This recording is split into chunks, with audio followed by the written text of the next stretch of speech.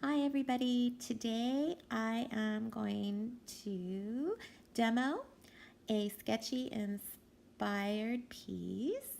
And if you do not know what Sktchy is, it is an app that has great photo references that can inspire you, mostly people, but not all are people. Today we are, or I am, and hopefully you will maybe, going to use Moonglow by Daniel Smith, and I'll be showing you a demo of what that looks like. And the next one is, there I got tongue tied, Sodalite Genuine. And those are the two watercolor from the tube. I will also be using a watercolor pencil that shortly I'll show you. Here is a plate with just the two colors. The Moonglow is more the purple, and the other is more like a blackish blue, this Sodalite.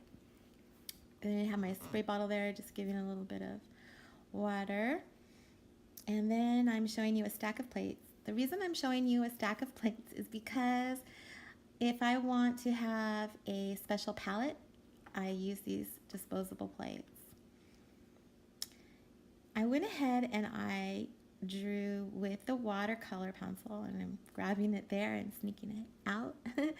It's a Prismacolor and a Prisma watercolor pencil, Terre Culte, Culte. And the reason I use it is it has great resemblance for skin tone. These are the couple of brushes I will also be using, and I have a big tub of water over there in the red tub. I use a big tub. In this part of the video, I'm going to go ahead and put the tags under the plate and mixing up the color to get in some of the light colors, or all of the light colors first, and some midtones. I'm putting in the hair. I speeded up the video. I tried to post this one and it was a little long, and the YouTube didn't take it, so I am going over and dubbing, so I'm getting all the hair in. Just really light. I'll work out the details later.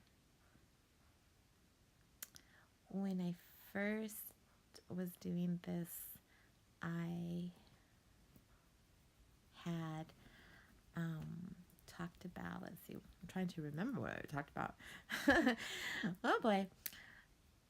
I am drawing a blank. I am so sorry. Oh, I was just putting down the Moonglow and the Sodalite as individual colors and just letting them bleed a little bit here, not too much, just in certain areas. They're mainly bleeding with the Prismacolor at this point. I'm going in really light. Sodalite and Moonglow will dry very light. So in this particular area I'm going in right now, I'm going a little darker, but it will dry lighter.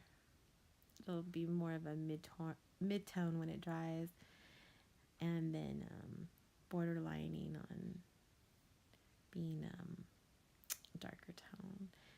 Also too, in the eye, I didn't drop any color. I just put some water and opened up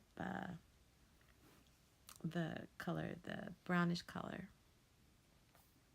Working on the nose, bridge of the nose, getting some of those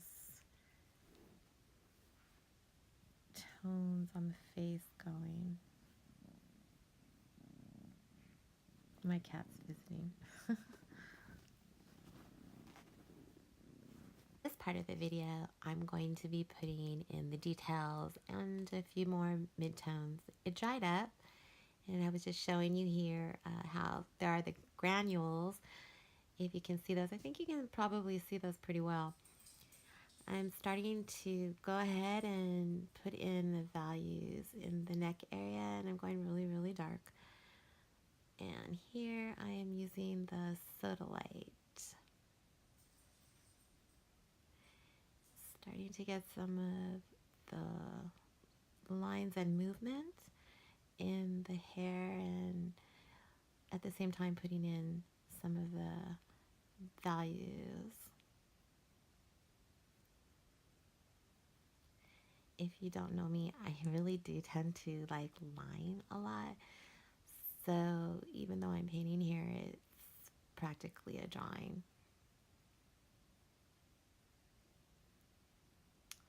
Here's some values under the chin. And I dipped in the water and I'm feathering out to just kind of make it a little softer in how it's moving through the figure. I'm going for that edge there. You don't really see that in the inspirational photo, but I really want to kind of highlight that, and that would be your artistic license happening there. I'm going ahead and I'm putting in some of the value at the top, and that's pretty similar. Once again, shapes can change, lines can change, depending on how we're feeling at the time. Feathering out again, I kind of dropped some water in there and pulling some of that color out. So watercolor can be manipulated to some degree. It does have a mind of its own, but we can sometimes manipulate where it's going. And just working on that hair.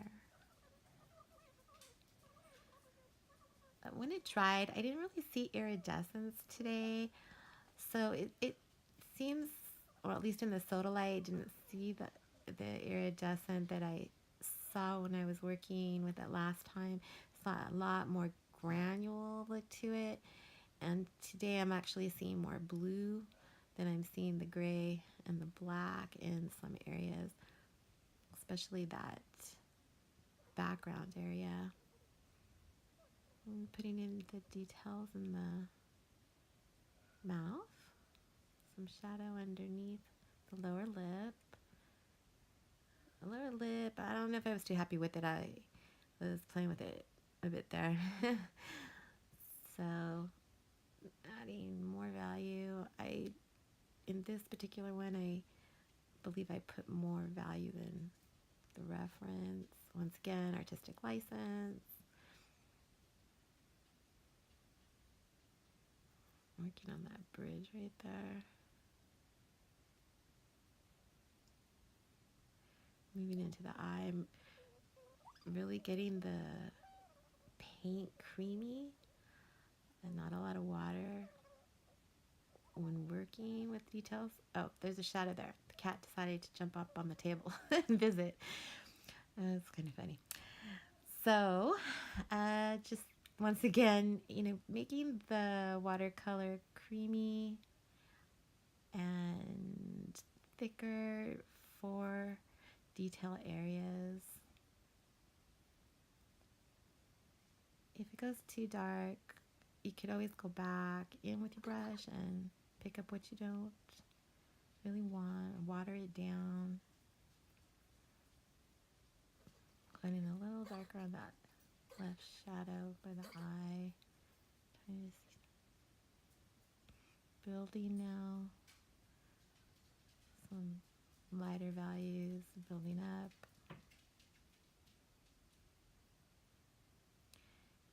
And going back into the hair.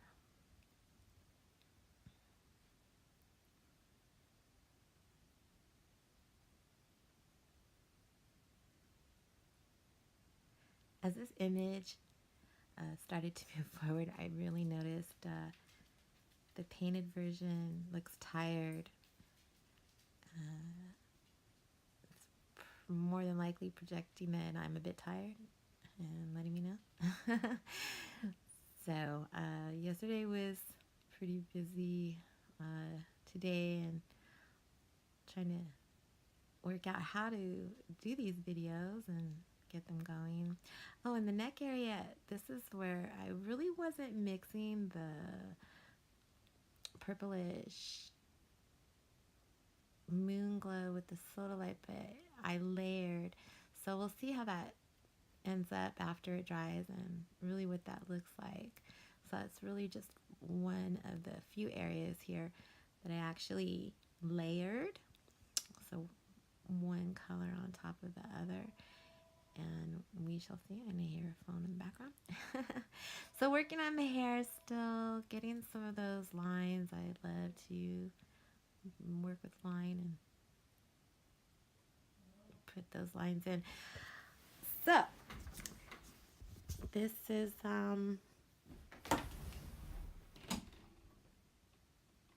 more work on the hair.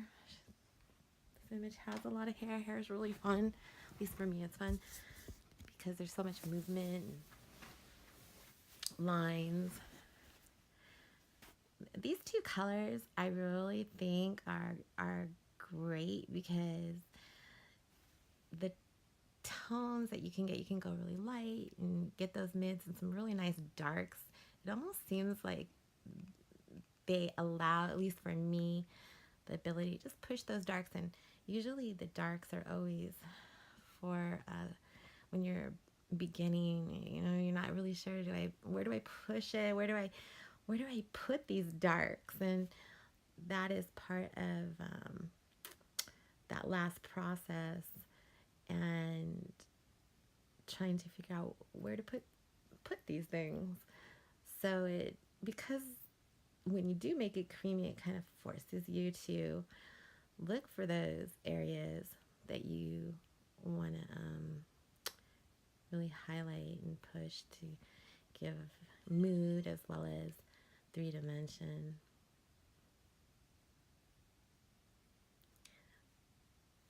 Once this video part was finished, I do see that there are some areas. So I might go in at the very end here and just tighten up a few little spots that I feel might need.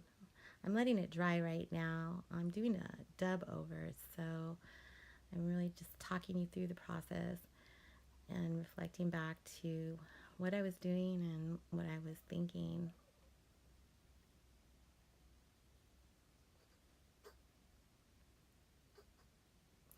The video I made yesterday, I talked about how I normally have a little bit of an incline. I don't really have one here, so at some point I stand up because I really need to. I can't really see at that angle. There I go. Started to stand up, and it gives me a lot more freedom with my strokes and my arm. And it is true, you know, when working, it is preferable to have space and be able to move. That's why sometimes it has been suggested having really long brushes so you can really get that movement going, especially if you're looking to create mood